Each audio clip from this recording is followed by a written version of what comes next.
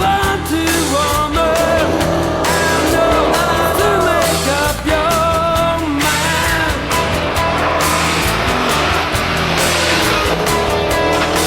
Yeah, do what you want to warm up, I know to make up your mind.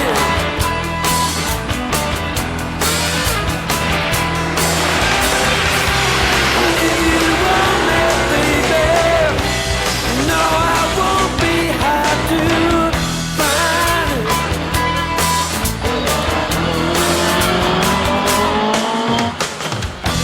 I've done my best to please you. You know, I've done the best I can.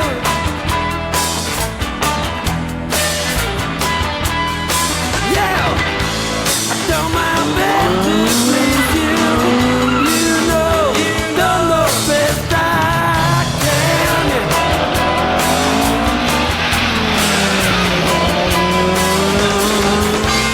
When you want me, baby, you know I'm the only man.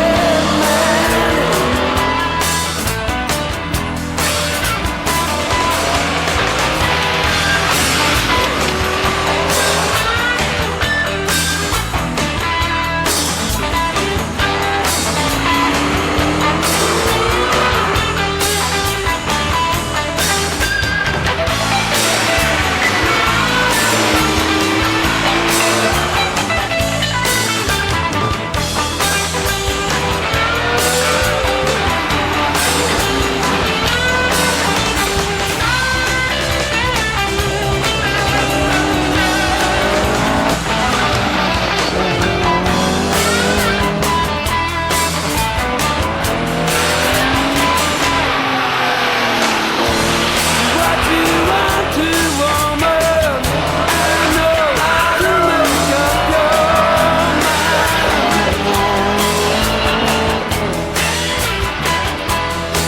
Yeah, do what you want to warm up, I know to make up your mind.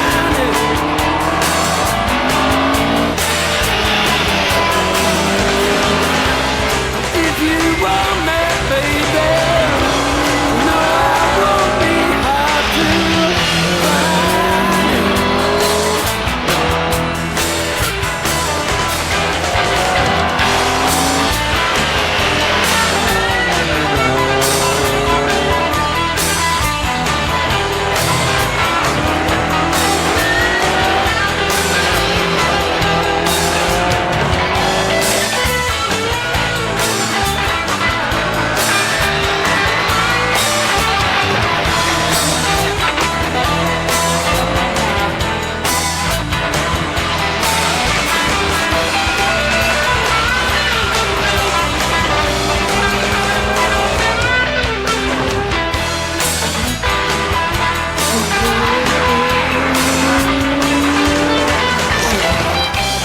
If you want me, baby, no, I won't be hard to find.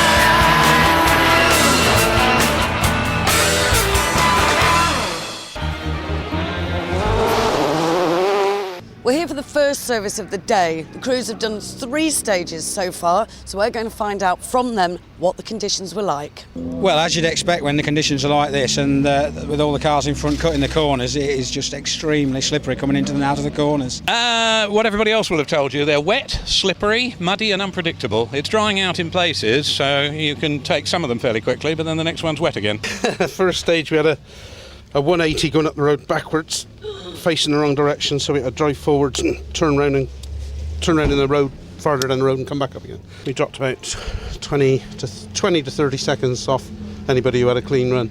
Is it still morning? It is morning. Tell us about those first 3 stages. Obviously with Steve's problems, that gives you one heck of a... I didn't realise I had a problem. It's a shame he's got a problem, but I'm sure they'll cure it. But with one gear, he'll beat me. I mean, when it's wet on these roads, it does not suit the Tiger. It's like an ice ring. But if it dries out, then I think we'll be competitive. It had a gearbox problem. It jumped out of, I think it was second on the very first stage, and I think that was just a precursor to it going well wrong on the next stage. And I did the whole of the third stage stuck in fifth, which isn't the way to get a decent time. But I think, frankly, it's game over.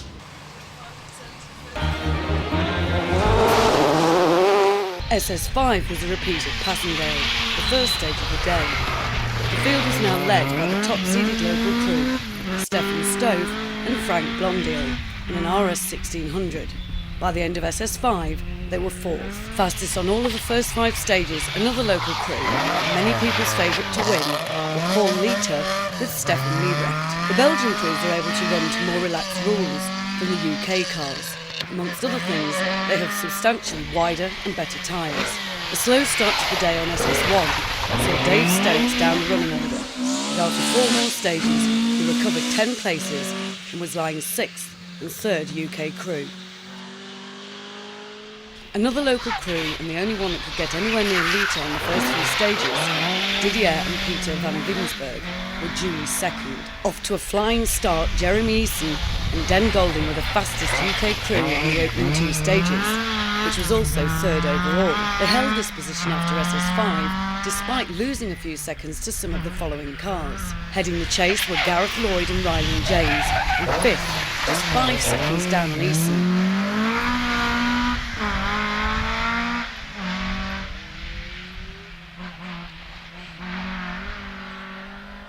The Tiger was a handful for Patrick Watts, co-driven by Elgin Davies. All that power and so little traction on the treacherous wet road meant Patrick could only manage 21st overall, but this was second historic, so not as bad as it seemed. Another slow starter, Martin Freestone with Jody Lockwood, quickly recovered the lost ground and was 7th after SS5, 4th Brit and 2nd MSA Classic.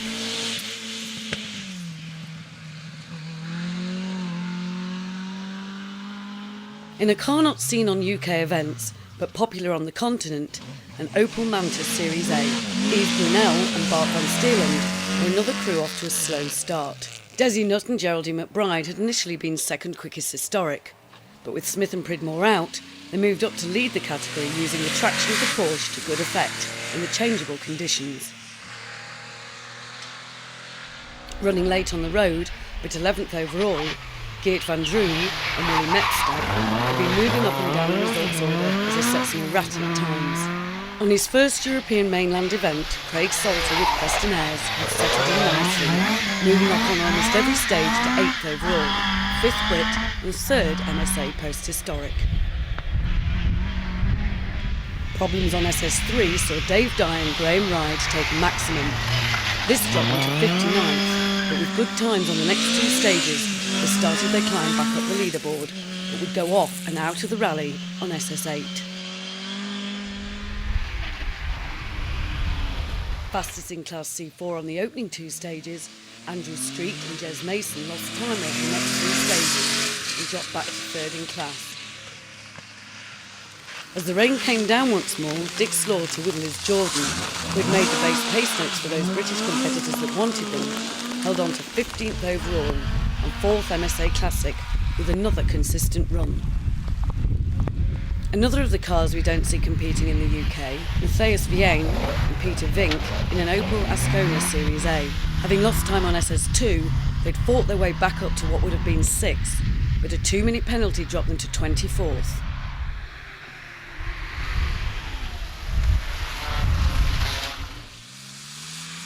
Peter Liddell and Jill Cotton's Porsche was fastest in C4 on special stages 3, 4 and 5 and held the class lead by 44 seconds from Graham Wilson and Keith Fellows in a similar Porsche 911, who managed to equal Peter and Jill's time on this stage.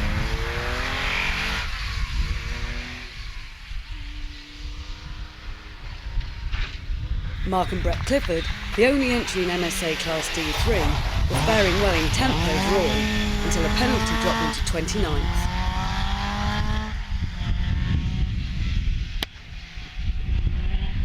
Frank Cunningham and Aaron Ford had the upper hand in MSA Class C3, but only just. They'd shared 2 of their 4 fastest times in class and only managed 2nd on SS4.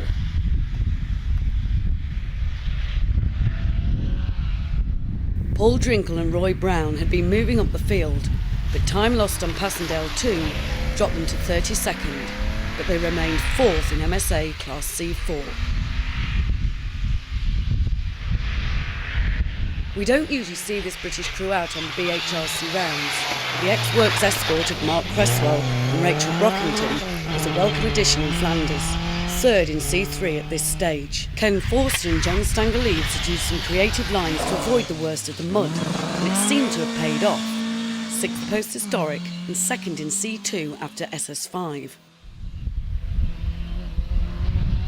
Swapping times with them were Derek Belbin and Michael Davison, fourth post Historic and first in C2.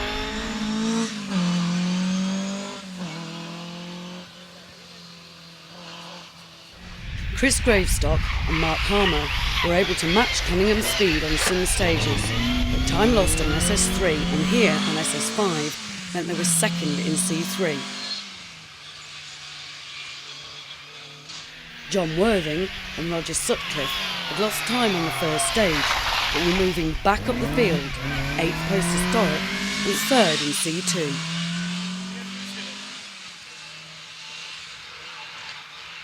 Another British crew not seen in the BHRC, Alan Honis and Tim Sayer in a Cortina GT, were the only entries in MSA Class B3. Vince Bristow and Dean Mitchell were another of the crews to pick up a penalty, which dropped them to 33rd overall, but they remained 4th in C2. Keith Pettit and Sharon Silver in their Lotus Cortina were, like Honis and Sayer, the only runners in their class and headed them by 6 seconds as third placed Historic.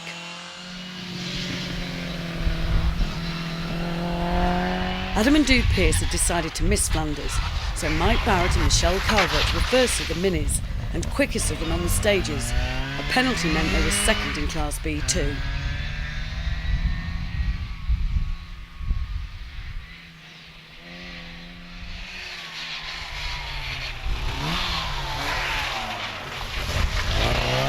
Gordon Cameron and Sheila Grimshaw not only led B1 but were also ahead of the B2 minis, having escaped the penalties that befell Barrett and Calvert, and Henry Hardement and Ewan Adams, who led Class B2, as they only got 10 seconds penalty to Barrett's 30. Benefiting from the retirements of 2 of the competitors in class, Nick Pinkett and Caroline Lodge's Saab 96 moved up to second in Class B1. Another of the non-BHRC British teams, Geraint Thomas and Ian Fisher, had problems on SS3, which dropped them back, but they held on to 4th in the Belgian Class C2, as they weren't running to MSA spec.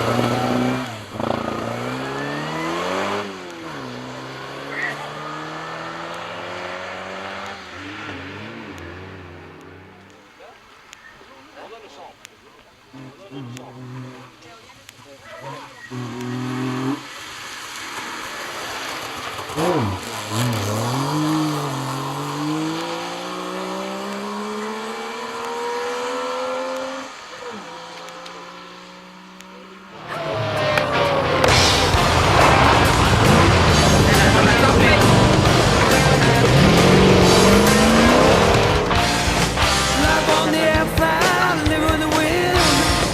And the way it comes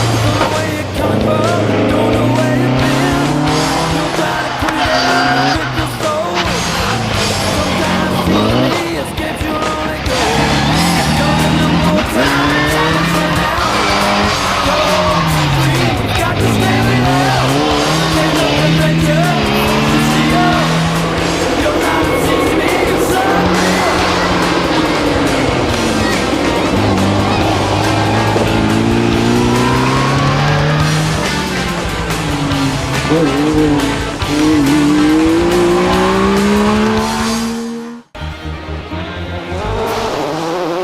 sun has actually come out. It's been on and off rain throughout the day, which obviously for some competitors is great, but not so good for others.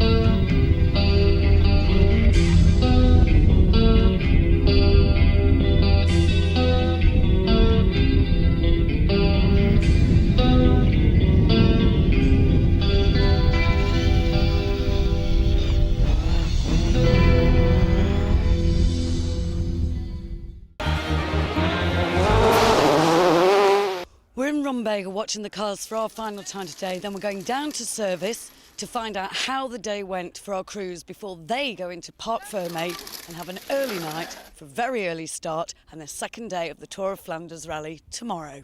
Yes, I'm enjoying well. Yeah. No problems with the car? Yes, we have some problems with the gearbox. We missed the fourth gear. Now we're gonna change. We're gonna fit a new one.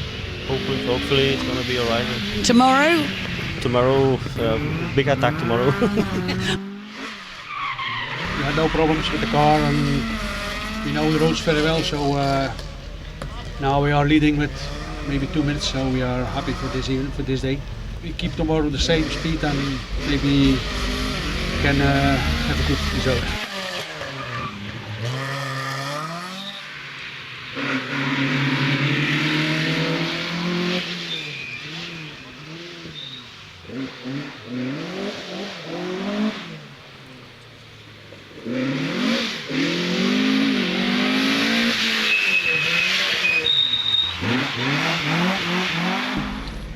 We had a puncture on one stage, spun on another, and it's a bit greasy, and this thing's got the grunt at the corners, it just won't bite, you know. As simple as that, really.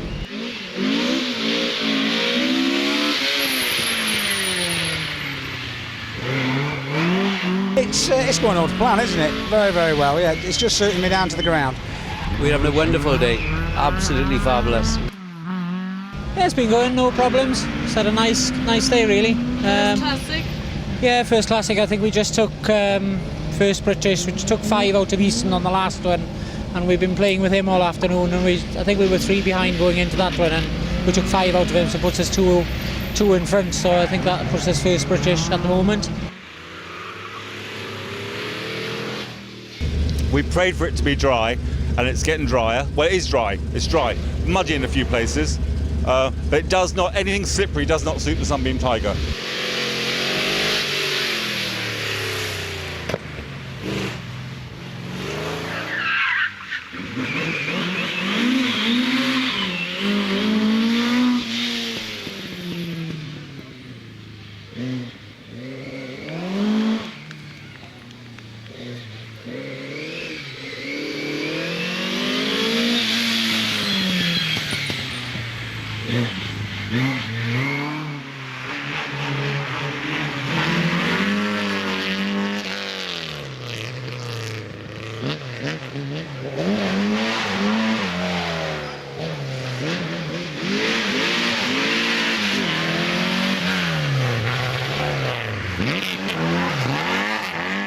It's been a tough day. Stages, I'm sure everyone's telling the same story. They're very, very slippy this morning. And even yet, when they've dried out, there are corners with wet mud and stuff on them that you need to be so careful with, because they're just a car's width wide and deep ditches either side, so it doesn't take a big mistake to slide off.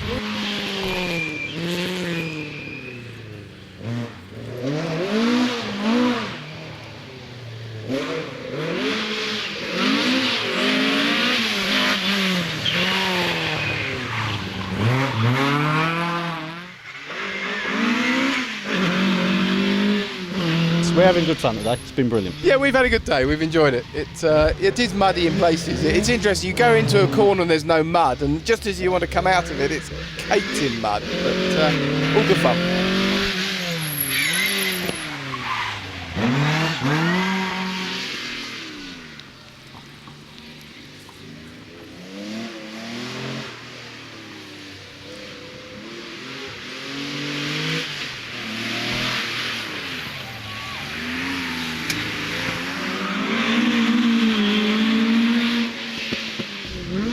Less use of reverse gear this afternoon, but otherwise okay.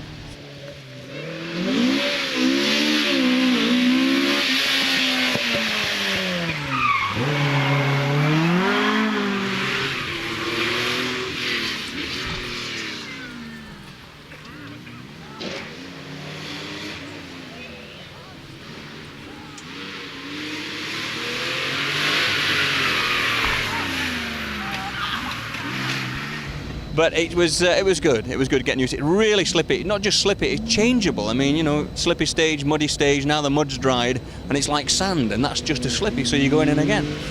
But we've had some lovely moments.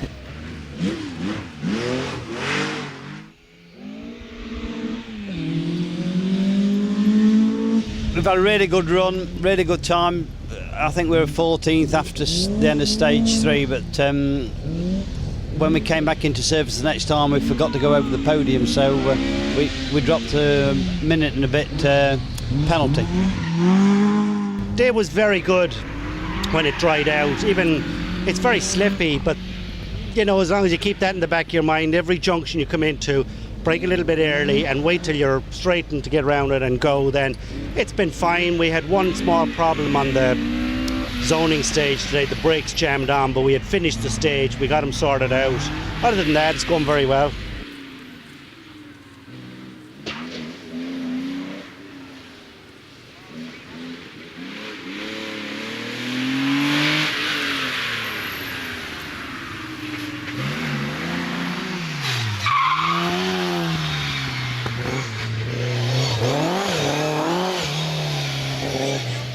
been a tough day. We didn't know which tyres to use. We're fortunate these days to be carrying 2 different types, which is very unusual. So we're going to try them tomorrow. But other than that, we've had a good day. A few mistakes, a few daft odds and sods, you know, but you do that in the wet and the slippy, don't you?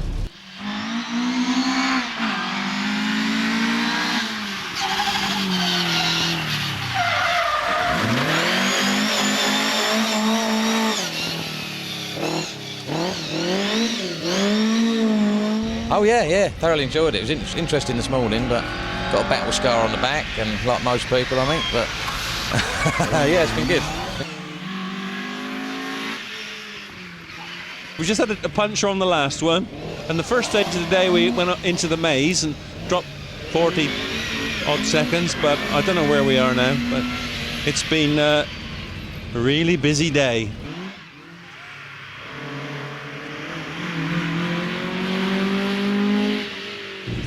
If you like wet, mud and going sideways, you're having a good day out there today.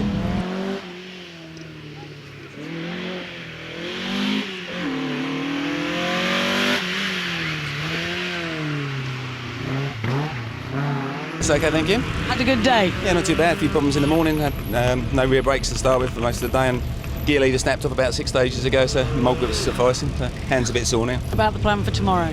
Haven't really got one yet, but I'm getting the hang of the car now. It's the first time I've driven it in historic trim, so hopefully we'll get on the pace a bit more.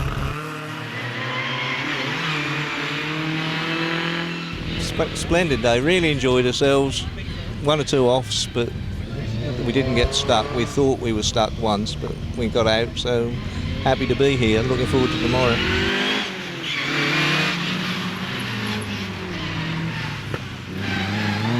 Well, we're doing all right.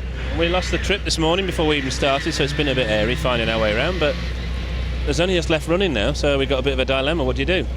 You know, do you go slowly and just get the points, or what? Just toot your horn and wave to everybody.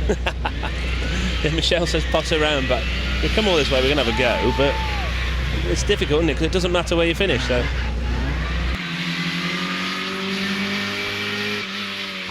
Very good. Well, I say very, not bad actually.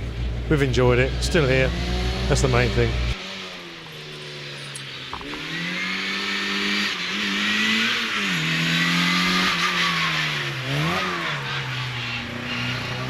Oh well, we're here. We survived. We've had a few problems. Threw a fan belt on the 3rd stage, dropped about 4 minutes, and it's developed a terrible misfire on the last 2.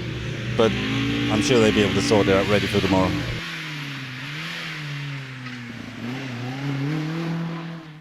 Well, quite a day really. It's been very slippery, obviously, everybody would have said that.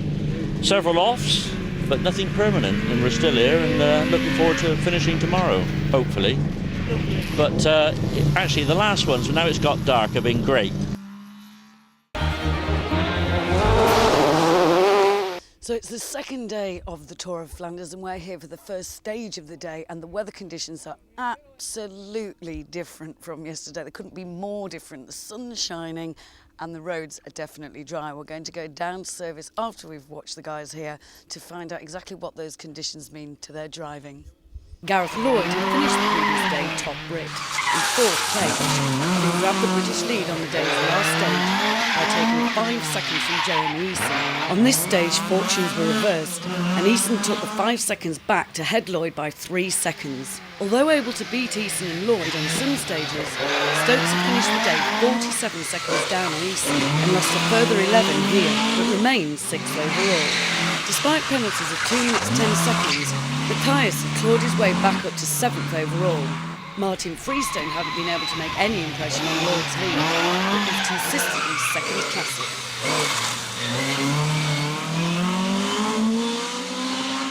Craig Salter may not have been able to keep up with the leading post historics, Eason and Stokes, but he was certainly best of the other escort crews.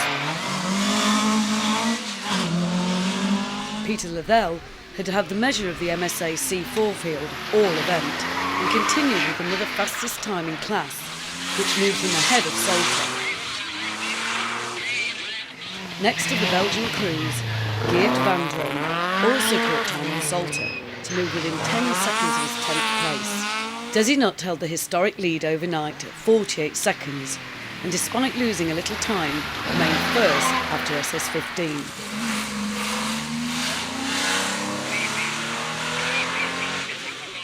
Dick Slaughter continued third classic, unable to make an impression on Lloyd and Freestone's lead.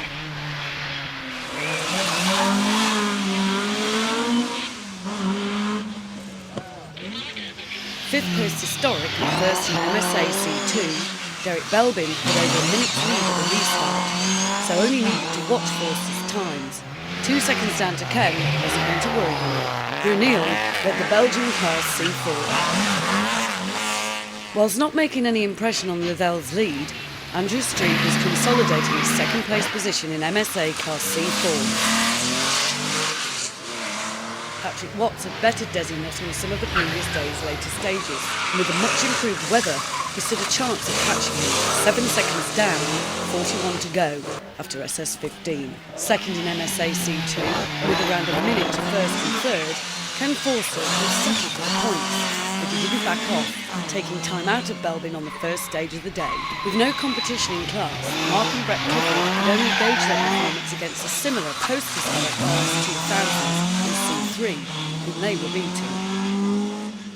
20th overall and third in MSA C4 overnight, Graham Wilson dropped time on this stage and fell back to 21st equal. And it was Frank Cunningham that Graham Wilson was equal with. Frank led MSA Class C3 by only 8 seconds overnight, extending that by 1 here. John Worthing was another of the British competitors to struggle on this stage. He held on to third in MSA C3, but dropped 1 place to 24th overall. This promoted Chris Gravestock, who finished the stage just 1 second slower than Class C3 leader Frank Cunningham. Still fourth in MSA C4, Paul Dringle had had a steady day, but just didn't seem able to match the class leaders. On top of their earlier penalty, slow time in SS7 dropped Vince Briscoe down the order, but he was fighting back. Fastest in class on SS15 was a good start.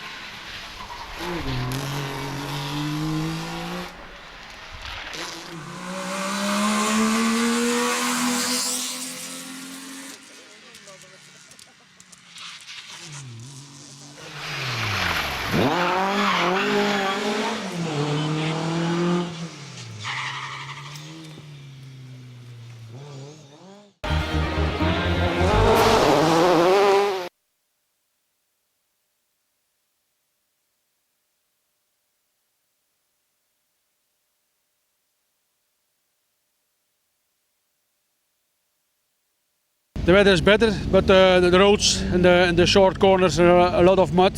So we must look and take it easy and stay on the road. And that's the important thing today. So we have a big advantage and we try to keep it.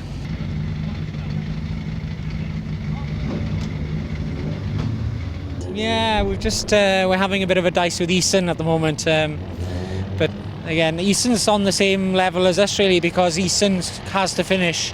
We have to finish in front of Martin, but both of us I think want to finish first British, so we'll see. How's it going today? Very well. 1 second. It's a catch-22. I mean, do you settle for your post-historic maximum points, or do you want to go for the win? And it's we're hanging in there, but I'm pushing a little bit hard now. But I don't really want to put it off. But we'll see what happens. What were the stages like this morning? A lot drier than yesterday, obviously. But yeah, very good. But from my point of view, I prefer it to be a bit wetter. But it's a lot faster. Just come off, fell off into a ditch. That's all right. I lost a minute, I suppose. what was it? Driver error? Dare I say that? Oh yeah. Just slid too far out, as you do. It's fast today, isn't it? Yeah, a lot faster, yeah. But there you go, we're back in. 4 stages down, 4 more to go, and the weather is actually, it is what you want. Steve Smith's been doing the rain dance, and look where that got in, but the sun's shining now. Yeah, we're 4 stages more done, and we're farther behind than when we started. We're over a minute behind Jeremy now, so it's just take second and put up with it. Yeah, it's lovely conditions today. It's still slippery on some of the mud and that. We're having a great battle with Peter. You know, we're just literally swapping chain, and so it's fantastic. We're having a good battle. It's really good. No, we were having a great tussle with Craig and Preston. We started absolutely level today. He had a spin on the first stage, so we got 9 seconds back on him. Then he took 4 and then 5. So we started the last stage absolutely level again. And I took 5 seconds out of him. So it's going really well. Still a bit slippery in places. And it was one of these stages, the last stage that we went off on last year. So we're a bit cautious. We've had a major moment this morning. Right. The RSPCA are going to be proud of me. What did you do? Flat in 5th, a pussycat ran out of a farmyard, and I braked. I'm not laughing. You're not braked. supposed to brake. I know, but it was just a big ginger pussycat, and I couldn't run it over. So he missed it by an inch. Yay! All animal lovers out there, user-friendly pussycat lover. So that obviously lost you some time. It must have, because that's... Well, it must have lost me at least a second, but it was worth it. Fabulous, much better on Dunlops, going really well now. We're just looking at the times, we're now beating the guy that's beating us in the class on every stage, but only by 2 or 3 seconds, so I don't think we'll get him back before the end. Well, I'm cross with the organisers. I thought they were going to take all the slippy bits away last night, but they left them, and I found them in the first stage. Other than that, it went great. First stage, bit of an oopsie, bit of a straight. I missed a bloody hairpin, so I'm going, oh God, all these settings count. But other than that, fine, been good, yeah. Started off well, started enjoying it too much, and on stage 3 went off twice, lost quite a bit of time. But I don't think it's really done as much damage. Apart from he's catching me up now, so I'm starting to panic. Well, he's my dad, so I can't be too hard on him. But we are having to put about a gallon of water in every stage. So. Why? Head gaskets. They're dry, just on some of the square rights and square lefts. There's some mud. Other than that, I think they're very nice stages this morning. Just I haven't really woken up yet, but hopefully soon. How's it going, Desi, today? Today is, well, the roads have dried out and the stages are faster. Still a few slippy corners. Patrick was catching us first couple of stages, I think, and then he slipped off the road on stage 3. And although he didn't do a lot of damage, I'm told he just couldn't get the car back on again. So Ken's already had a little word with Patrick to camera, so if you'd like to say something to Patrick. Well, Patrick, I think you were going to catch us today, and I'm sorry that it happened, but I was giving it my best, and something had to go, I suppose. And you did. Sorry, Patrick, but we do love you. So you're having a good day there? Well, yes. We've no one to play with now is the problem.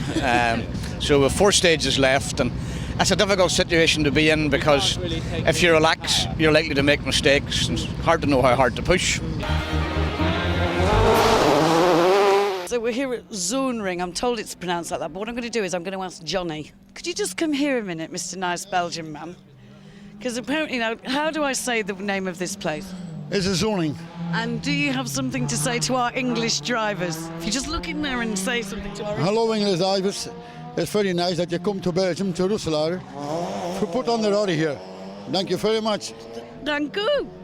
Right, so the reason we've actually come here is because the likes of Mr. Martin Freestone and some of the others have told us we have to come and film you here.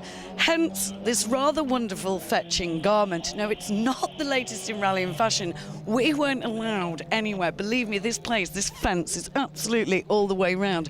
And we would not have got anywhere near if it hadn't been for 4 rather nice Flemish marshals. So here we are in our fetching outfits, waiting for the historic drivers to arrive. All event, the historic course car had been a works replica Audi Quattro. The zoning stage involves 4 laps and produces car against car action. Here, the 3 Belgian leaders, Stout, Van Winsberg and eventual winner Litar, go head to head. Easton had held second British competitor all day.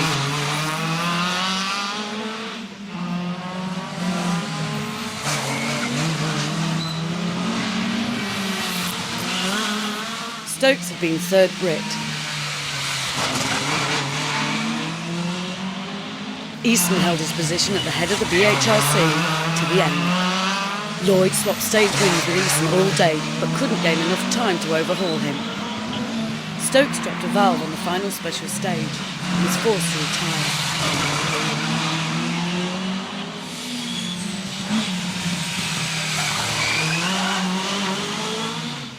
Craig Salter was having a good fight with Peter Lavelle for 9th place.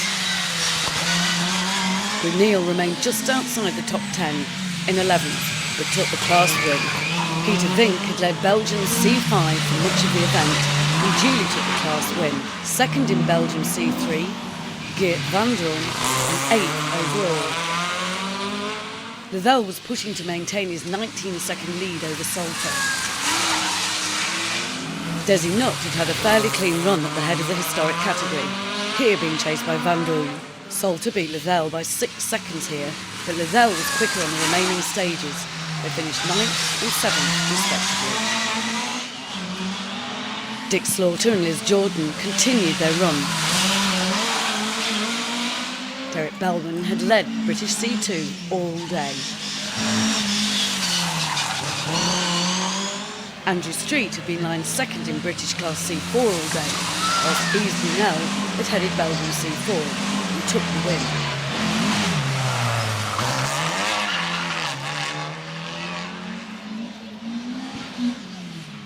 Derek Belbin went on to win British Class C2, whilst Dick Slaughter finished 12th overall and 3rd in British D5. Still fighting back after his earlier penalty, Mark Clifford was up to 20th.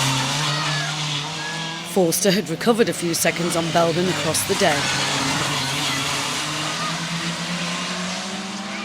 Mark and Brett Clifford remained to the end 20th and won MSA Class D3. Ken Forster finished the event 16th overall and 2nd in MSA Class C2. Cunningham had extended his lead in Class C3 over the day's stages, but was once again equal with Graham Wilson, who was 3rd in C4. John Worthing was still 3rd in C2.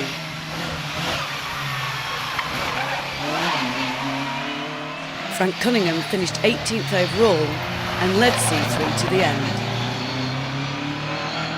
Chris Gravestock, 2nd in C3, was trying hard to catch the flying Cunningham. Eric Bristow was slowly catching John Worthing in C2.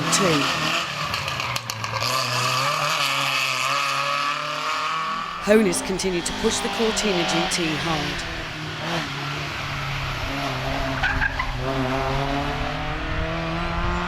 Worthing held on to 3rd in class and finished 22nd. Chris Gravestock finished 21st and 2nd in C3.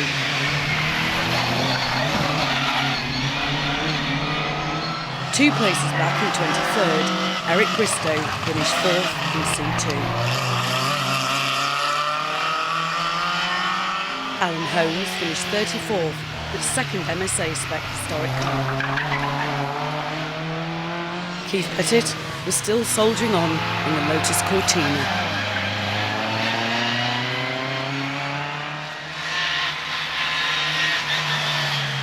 The only survivor in Class B2, Mike Barrett and Michelle Calvert, were swapping places with fellow mini-pilot Gordon Cameron in Class B1, who was also the only surviving competitor in his class.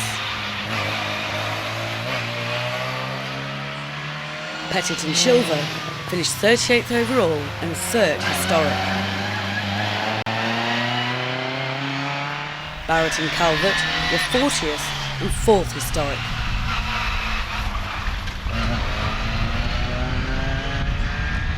Whilst Cameron and Grimshaw were one place further back.